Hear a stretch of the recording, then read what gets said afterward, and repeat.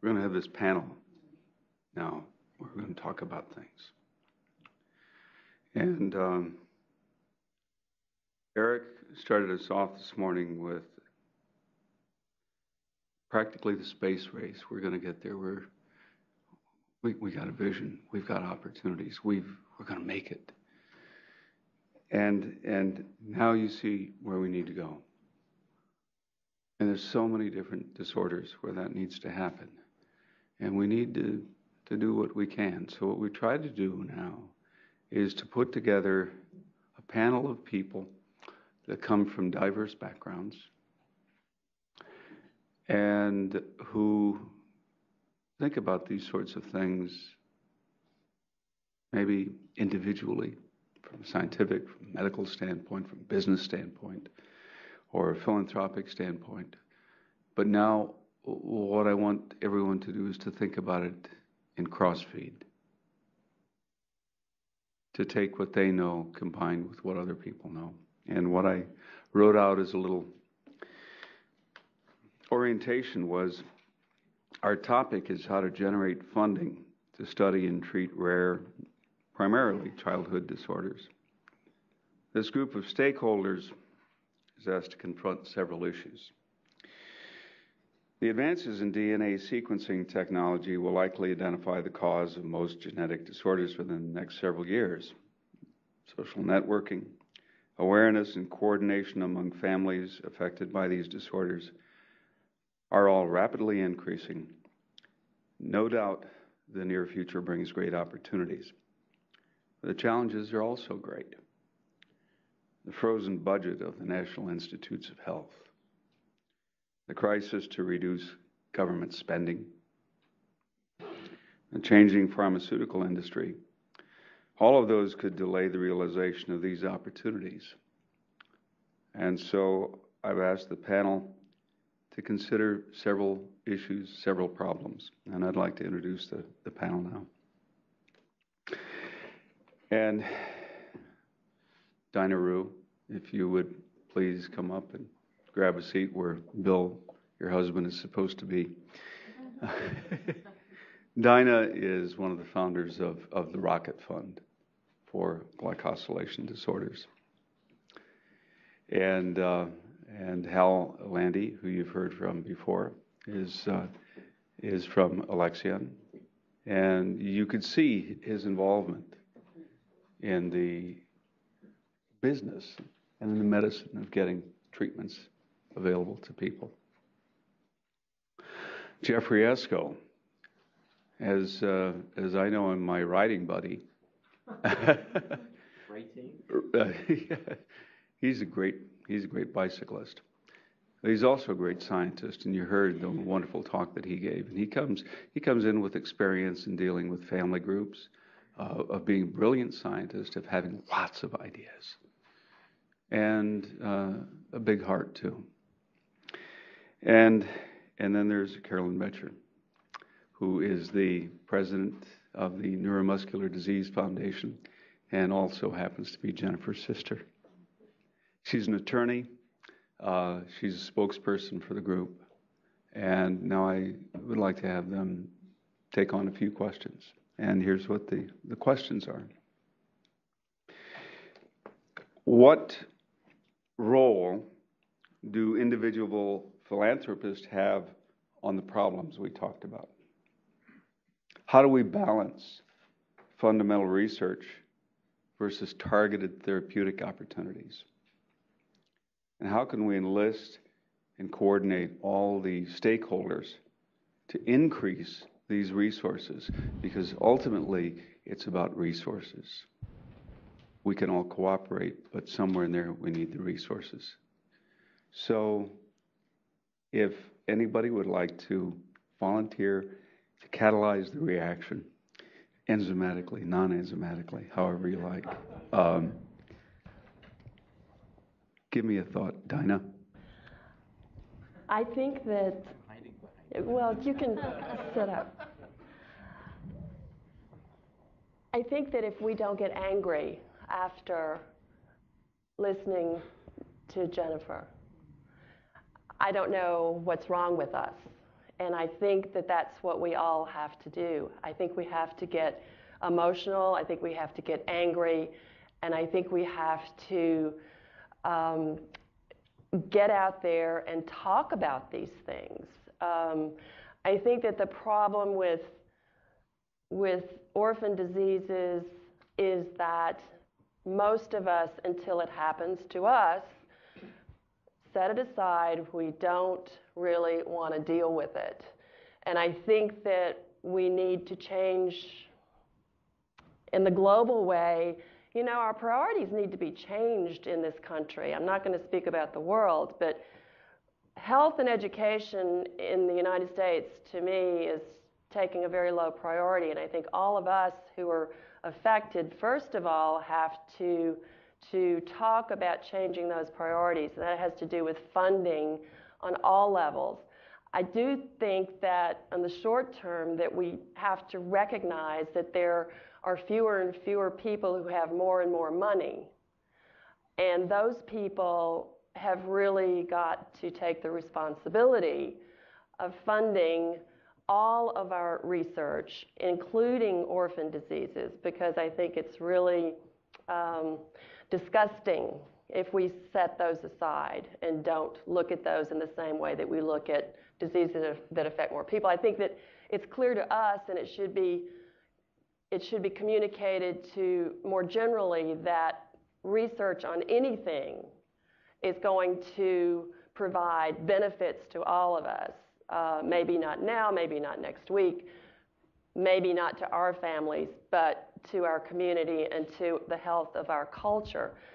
So I think that, I was sitting there being very touched, yes, of course, and concerned, but getting really angry, more and more angry. And I think if we become more angry and convey that to the people that we know who might be able to do something and coalition. You've been talking about coalitions of different stakeholders. I think that that's something we need to work more on. And you've done a fabulous job here. This is a wonderful meeting that happens every year. Carolyn. I can just speak to our experience with NDF. And the funding piece, we really are finding a majority of our funding from individual donors who have a personal connection to our family. I don't want it to be that way. I don't want it to be person-centered. As much as I love my sister, this disease is not about her. And I do believe that if you focus development efforts on one individual person, you are closing off a universe of potential donors who may not know that person, may not relate to that person, may not understand. And I do think it goes to a sort of a more global responsibility of giving and of understanding the predicament of people in our society who just have ended up in a situation that's extremely unfortunate. So my task in the last few months has been to attempt to bring HIBM out of the Persian Jewish community, where it tends to really be centered as far as our donors, and more to granting funding institutions, people who are willing to match us, just to a higher level and not so much at the individual donor level. First of all, a disclaimer. I know that I'm the industry representative here, but I've very consciously worked my way from big pharma down, well, not very big pharma, medium-sized pharma down into biotech, and I really sort of do think of myself first and foremost as a doctor, not a venture capitalist or anything like that. But I think I have had some opportunities to observe how things need to get done and what kinds of coalitions work best. One thing that people need to understand is how enormously expensive it is to develop a drug, and there isn't a good relationship between the number of patients with the disease and the cost of developing a drug for that disease. So that developing a drug for an orphan indication costs almost as much as developing a treatment for an orphan disease, as expensive as developing a treatment for something like diabetes. Or FDA has the same kinds of questions that they feel need to be answered. Perhaps this becomes an opportunity to bring people together to discuss with FDA what are the best practices, what are the things that need to be done, that people can focus on,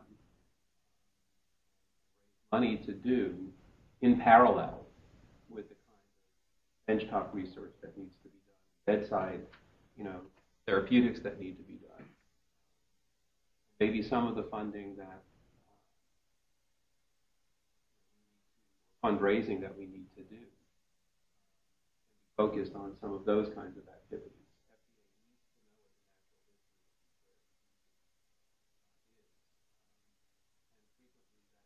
That kind of information is out of date, not widely available, not well understood. And so it makes FDA very uncomfortable in terms of thinking about how to approve a drug for all of these rare diseases. And from some of the more successful initiatives,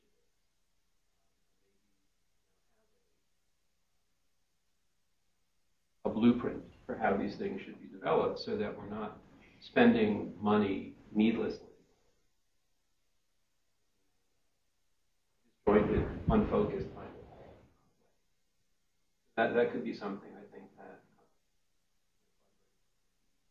addressing now that isn't addressed has to be addressed by each individual biotech company for their individual. Who will be the spokespeople for these, making those addresses? Who puts the shoe leather out there to go do it and has the best chance of success? We should do that. Well, normally it's organizations from today, but it has to be done in a focused way. I mean, it has to be outcomes-oriented approach. Might involve well-designed questionnaires, physical exams, some degree of testing, so that it's very clear to the investigators and to the FDA what the right outcome parameters are. We don't waste a lot of time trying different things.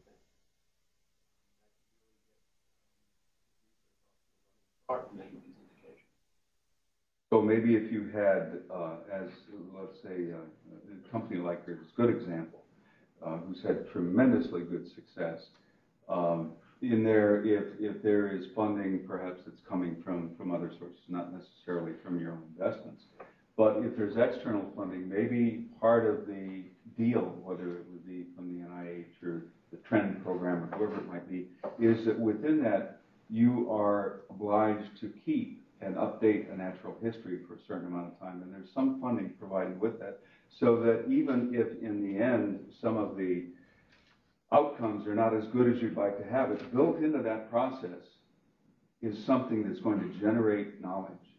And it might take several heads getting together and designing questionnaires, as you point out, but maybe that can be a permanent record if it's designed well. Well, there are two aspects to that. I mean, one of the things that all companies have to do is to maintain registries. Sometimes in those registries during the treatment phase. But what I'm thinking about here is something that has started well before drugs in the clinics, so that companies and to FDA, what kinds of outcomes you're looking for. Done very successfully. Deborah, which does research in dystrophic. They've been publishing, gathering information worldwide for years. They've published a number of books that clearly outline, what the problems in the disease are and how they change over time. Enormous undertaking, but someone was passionate enough to get that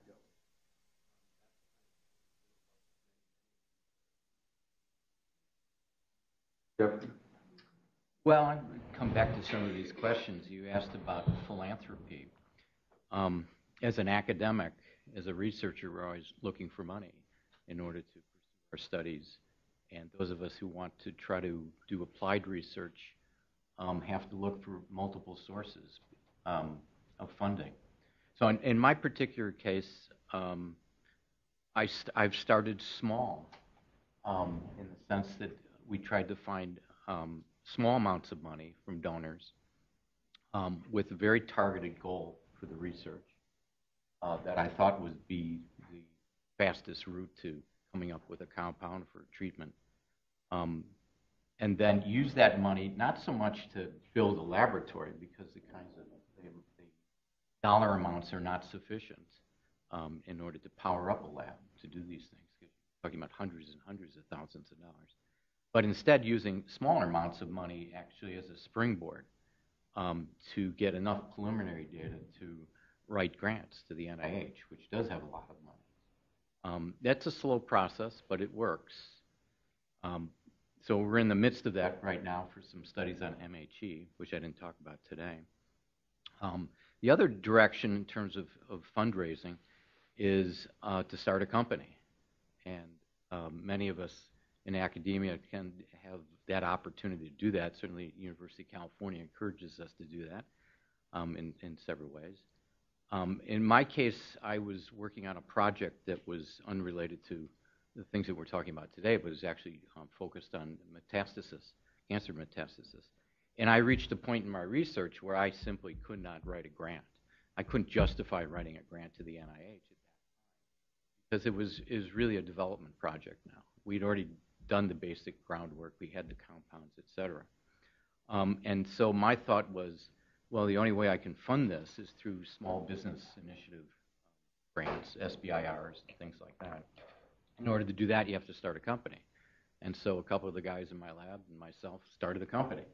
And initially, we met out on the driveway of Coco's, once every 2 weeks and talked about things. And then eventually we moved off-site and we borrowed and stole space and did all kinds of crazy things for a couple of years. And then the company's grown now quite substantially. They have shifted their focus away from the original plan, but in fact, they've targeted now rare diseases, lysosomal storage diseases. And they're going gung-ho in all directions with that. They've partnered with Pfizer now, other in partnerships with other companies. So that's another way to kind of springboard research in areas, is taking an entrepreneurial approach if you're an academic. You have to be willing to spend a lot of time and pound a lot of turf and fail a lot of times, because I can't tell you how many business plans we wrote until we got real business people involved in the company. That was it. So the other point I wanted to make is that when we talk about the foundation, so I've had the good fortune of working with the MHE Foundation since it originally started. Sarah, are you here? Yeah. And so we've done a number of things to raise awareness. Was one thing was we have a national meeting or international meeting every few years where people that are directly interested as well as people peripherally interested in bone and cartilage development come together, and we just share ideas and brainstorm like crazy for a few days. And I think that's been a brilliant use of funds in order to stimulate people to do research. So Yu Yamaguchi's moving in the directions he's moving in part because of support foundation. Likewise, I have a small molecule drug development program underway in my lab now with seed support from a private donor right now that we're trying to use to springboard into a large consortium grant with a number of other investigators. So I think it's really important for foundations to get involved and to pinpoint certain investigators that they think they're comfortable working with, who they think can make a transition like this to springboard projects that will actually lead to benefit to treatment modalities. And I think the other thing is that one of the problems that I've seen with all the small foundations, you're dealing with very small populations of people. So it's not like you're the MS Foundation, right, or the Diabetes Foundation. And so there is an enormous experience base that's out there already in these large foundations that are professional fundraising outfits. Now, to do that on a small scale when you're dealing with small numbers of patients, I think is very difficult. It's going to be very difficult to get my father to think about, the problems that you have right now, because it's too small of a group.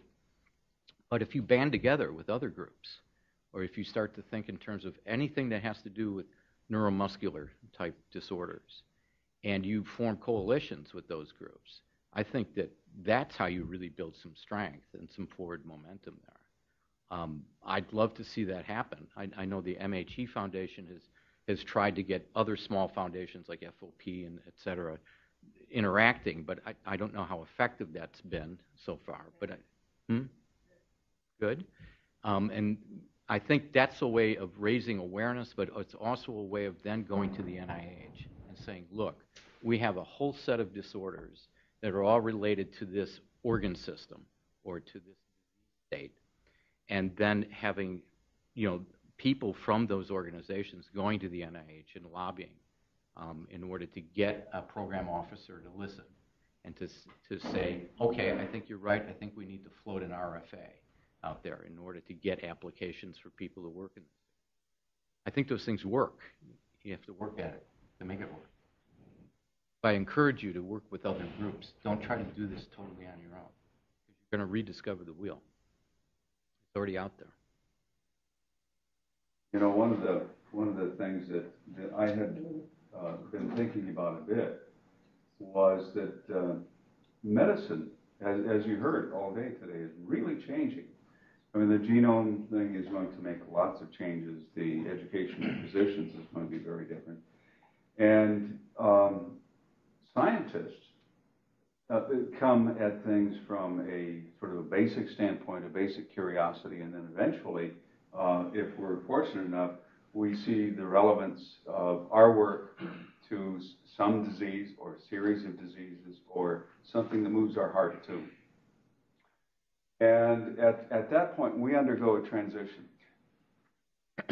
We're also now trying to work in a system where medicine has been divided into silos. Out of necessity, doctors have to take care of patients. I mean, you have to have muscle and bone docs that know that system really well.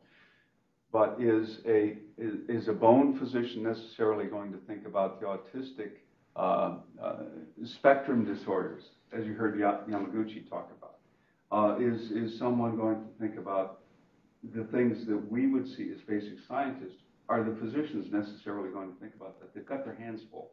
So one of the challenges is I see an opportunity for basic scientists now to really, in a sense, I'm not going to say change medicine, but to perhaps put a different kind of lamination over it, where it's the science and it's the uniformity and the universality of what we work on as biology that now applies to the different areas. And because so many things are coming through, because of new gene discoveries, those connections are going to start blossoming in many different ways. And it seems to me that scientists are going to be in a rather unique position to do something about this, and that we may have an opportunity to play a role besides being in the lab.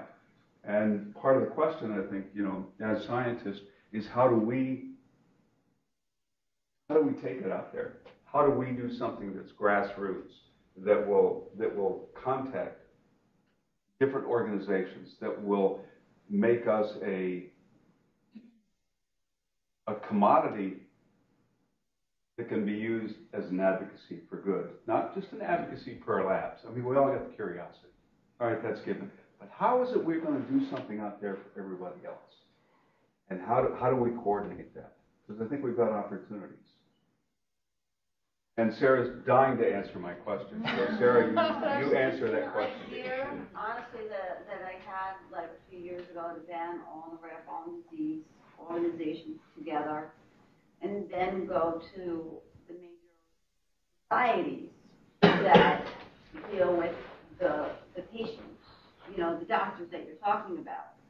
So when you want, the research, the basic research to get into the hands of the physicians, well, you have to be front and center. So what we've done is that now permanently with Pediatric Society of North America, we have a permanent display. And then I systematically go to each journal and I get reprint rights. And these publications are printed for every disease. And they are at these meetings. And the physicians are clamoring to get them. I gave 5,000 publications out at the last meeting. Go to the American Society of Orthopedic Surgeons, the Connective Tissue Oncology Society. So I can rest assure you that the physicians are clamoring. And then the meeting that Jeff spoke about, you were the first I called you and said, listen, we gotta get these guys together, everybody. I got scared. But the last meeting, two of the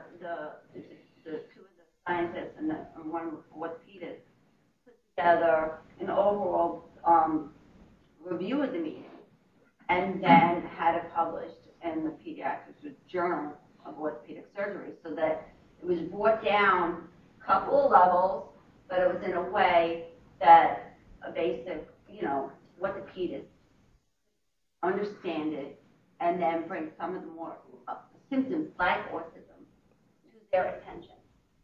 So in that way, when you're banding together as organizations, and you're working for a united goal, and everybody's information is disseminated, helps the clinicians.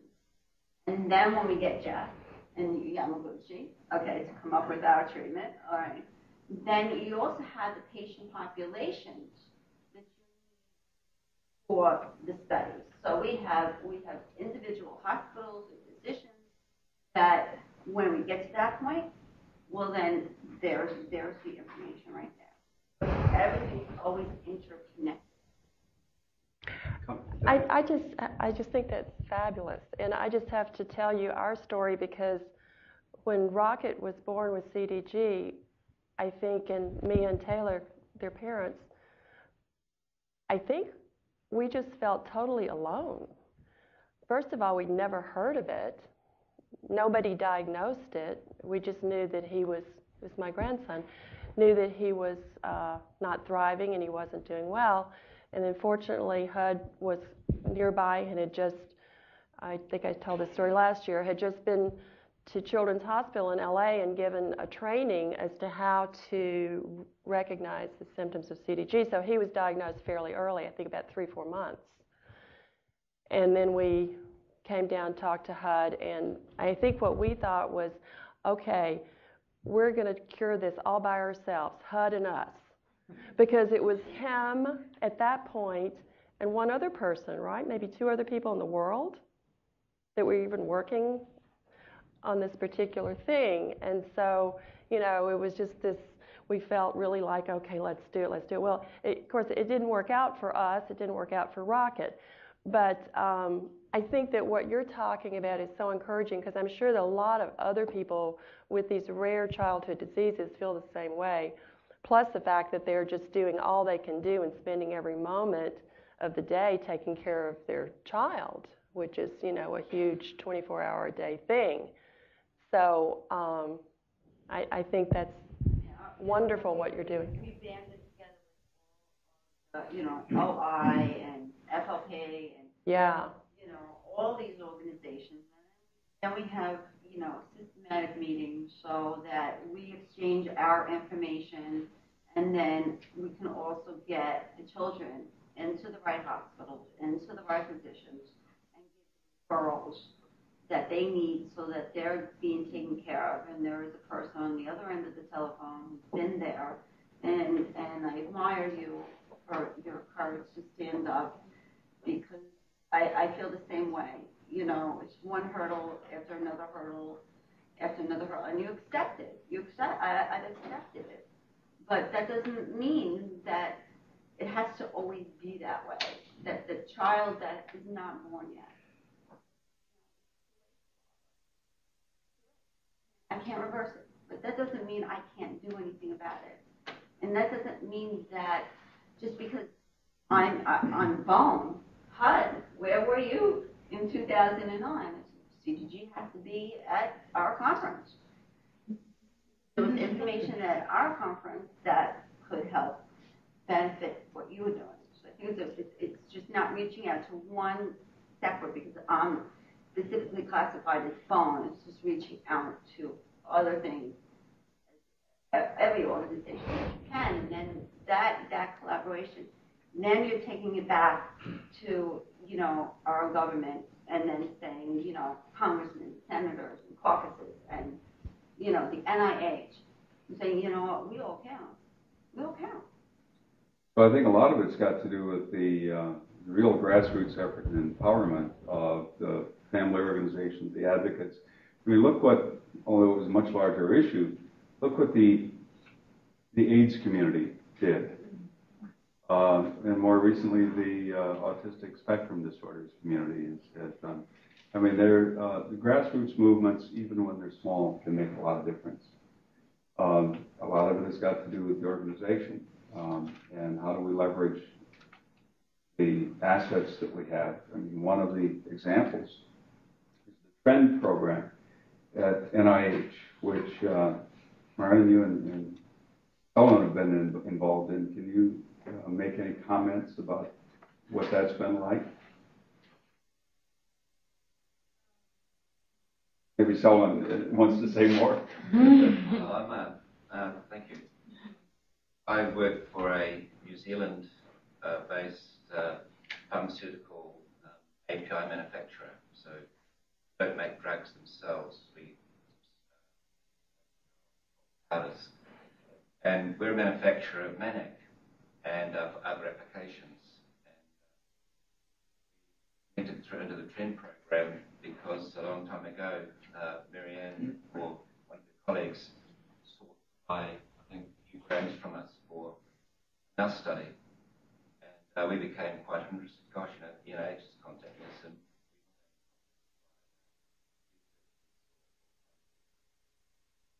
And it evolved from that. And I guess we had the good fortune of eventually becoming. Why would a company like us be involved in that? Because we're not a drug developer. And philosophy to be a part of this TREND program. I'm excited about it. I think we can do something directly with patients. Quite an achievement just from an ethical point of view. We don't sell to individuals.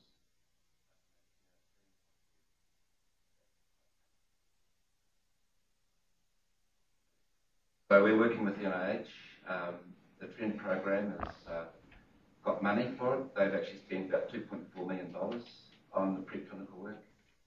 About 160 kilos of Manac for this. Done 2 animal species tox studies. They've done extensive other studies, carcinogenicity, teratogenicity.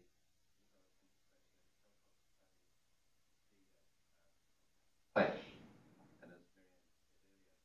data is coming in now. But there's still a long road to go to travel before it becomes, we've got to make sure that the clinical trial works.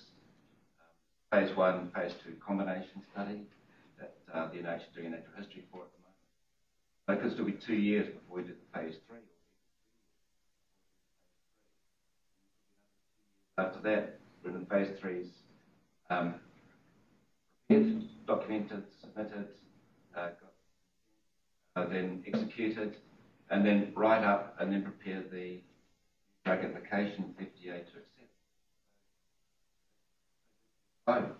Do you think I don't know what we can do about it. Do you think this is incredible overkill for a substance that's a natural product in vertebrate species to begin with? And Marianne pointed out in her talk this morning preclinical hold on this study. Thought they would accept it when we had already started recruiting patients in 2007 and everything was on board to start. And it's very difficult to get in. Ask them, like, you cannot have any conversation with them, and that is. So the TREND program stands for Therapies of Rare and Neglected Diseases, and they call it that they help researchers bridge what they call the valley of death. Once you have found a compound or a therapeutic in a lab, in a laboratory setting, how to get it to patients. You have to go through this valley of death that can take, on average, 10 years to actually get what you have found in the lab to a patient. Incredibly expensive, and individual laboratory researchers bridge that gap. So they need help. There needs to be a system to help this, and a big bottleneck is the FDA now, and hopefully that will change in the near future. Yeah, I would like to just come back to this notion of leveraging best practices, and I don't think it's enough to have the good basic science, to have well-meaning patient groups, to have dedicated physicians. Drug development goes along very specific and very predictable lines, and we also started in 2007, and we've now completed our phase 3 studies, and hopefully in about a year's time. And that was because Novia, as we were able to bring together the basic scientists, the passionate doctors, patients, but also people who had knowledge of drug development. Bringing all of that together in an integrated way to move things forward as quickly as possible is what is making this drug now widely available in the near future. So I think that it's really important to understand what the best practices are, try to implement those as quickly as possible, all of those people together. Getting all the stakeholders together, all and coordinated.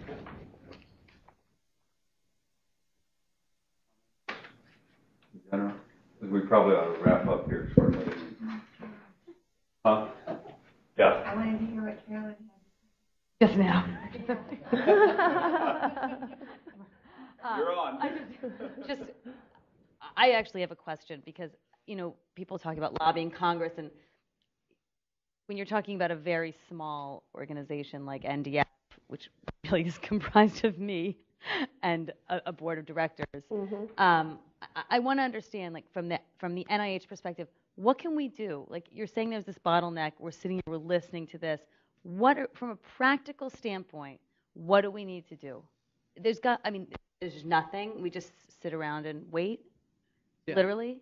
So I have mixed. Can we throw money at the problem? People, like, what is it?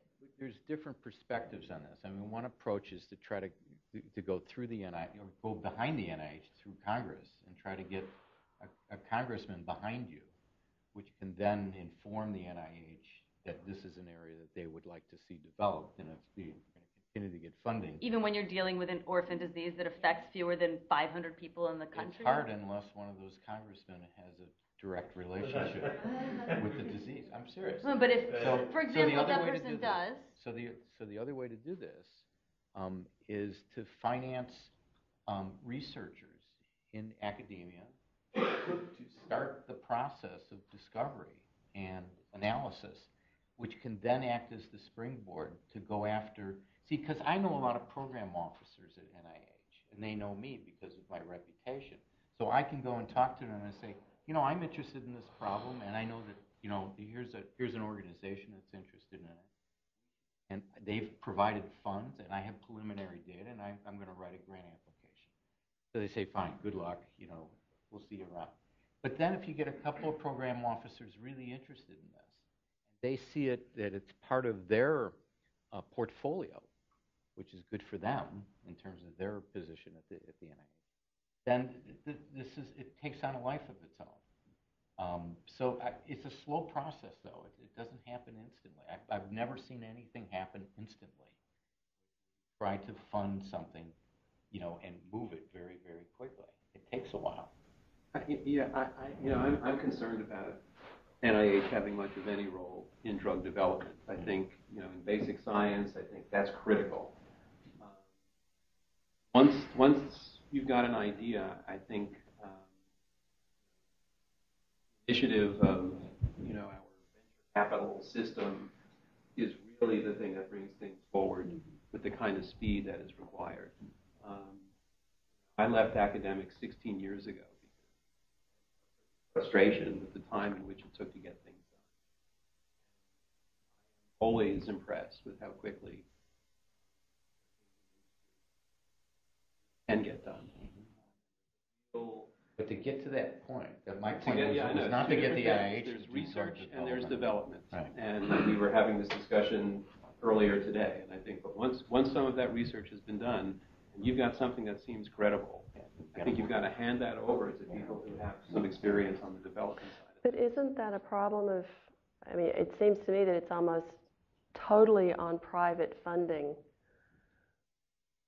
to fund orphan diseases, because private industry is not going to, correct me if I'm wrong, I hope I'm wrong, is not going to go after those kinds of areas in which they're not going to be making I don't think there a has profit. been a better time in history for this process to unfold. There are some other problems there in terms of the cost of orphan treatments and the returns that venture capitalists expect. And that's something that's going to have to be dealt with. And certainly if we're spending money all over the world on defense and things like that, it's going to set up a difficult dynamic. But right now there are loads of reasons for venture capitalists to get behind this effort. Developing drugs for rare diseases is highly profitable. And a lot of the big pharma companies, having just gone through this with Inovia, I can tell you, every big pharma company in the world wanted to know about us. Very interesting experience to live through. But if you've got an idea and you can take it through the FDA and you've got good science and you've got dedicated physicians and you understand the disease, you can't get it done any faster than you can with private enterprise. And this is a good time. Congress has made it possible now to get those kinds of returns. Is there a role for insurance companies in this? Because I know with the lysosomal storage disorders, you have 3 companies now that manufacture products for rare diseases, right? And they're all being profitable at it. But the only reason they can do it is because the insurance companies are willing to pay to treat the patients, because it's very expensive therapy since the patient numbers are low. So is there an action to take in that direction, or is that something that companies tend to do? They tend to work with the insurance. Companies for sure work with the insurer. But on the front end, when they're just getting ready to file an IND, for example. Well, that's still years away from actually selling. So they wait. The drug. No, you get involved fairly early on in terms of trying to show the insurers what their exposure is going to be. And that is going to become a problem at some point, and hopefully gene therapy, will be available 5 years from now, as it always has been. To allow a seamless transition, because I think that ultimately is where we have to go. But right now, insurers are willing to, because nobody has that many patients to have to deal with. They're willing to take on that exposure. It really is. It just hasn't been that difficult to get reimbursed. That's good to know. Another thing I think that's important to realize is from us basic scientists, we think we really made a great discovery. 99 out of 100 of those really great discoveries look like they really got potential fatal. That's kind of saddening, but it's the truth. So moving on, moving along the the sliding scale. The price goes like this, the success rate goes like that. So that's where a lot of the cost comes from, but we have to keep doing this because that's been our pipeline. So we have two questions here, or comments from the group. Christoph, why don't you go first? Well, just a comment. You know, if you're looking out for allies, and you need allies in this field of rare diseases, you probably should watch out and look out for international schemes too. And this is a huge country with 240 million people, very important country, but there are other countries too. And communication is so easy now. In Europe, there's Orphanet, connecting all people. In Germany, we have a foundation that covers all interest groups altogether. And I think here, in continents, more collaboration. Yeah. I know it's late, we gotta go. I'm just a little bit confused on the whole idea of costs being so much and success being so low, and yet people who are in the business of making money wanting to support something that affects so few. I'm just confused by the whole venture capitalist and why it's such a good time to ask for help on something that affects so few people and will seemingly result in such tiny profit. Because you charge a lot for the drug. Right. But how do you get to the point where you have the drug? Yes. You invest a couple $100 million. So if you have a disease that affects 500 people, 2,000 people, you invest millions of dollars to develop a drug that you're then going to charge millions of dollars for? Yeah. Hundreds of thousands. Go back and look at extraordinary measures. I mean, that really, mapped it out. Lysosomal storage diseases. Not only are the insurance people not going to cover it, no individual is going to be able to No, afford the it. fact is, But at the moment, let's be empirical. You have to be empirical. They do cover it, okay? It cost us about $100 million. A lot of that on manufacturing, actually. We have a complex protein here, not a small molecule, but it cost about $100 million to develop the drug. And the guys who invested in us did the math and figured out that they can, for 1,000 patients who are going to be treated, 2,000 patients worldwide, if they can get a certain amount of money per year for that drug, it makes a lot of sense to do that. And more venture capital companies and more big pharma companies are coming to that. So the money is there. Even at those tiny numbers. Yes, absolutely. Great. But the charges, Because you can be targeted. the therapies are very expensive. A couple $100,000 per patient per year, at least.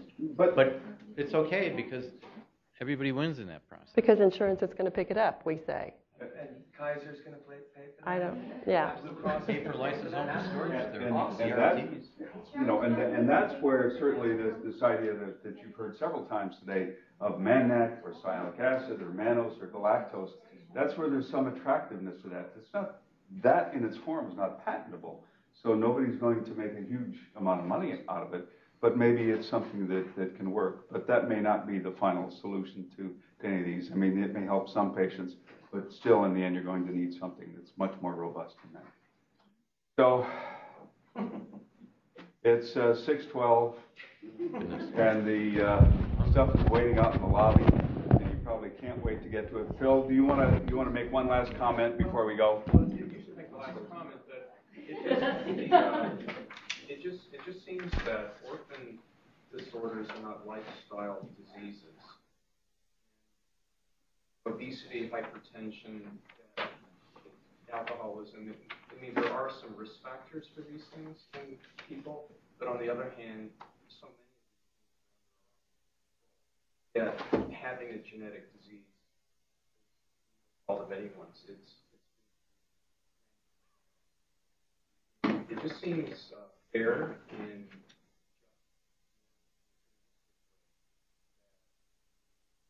outfits that make products or drugs or whatever it is.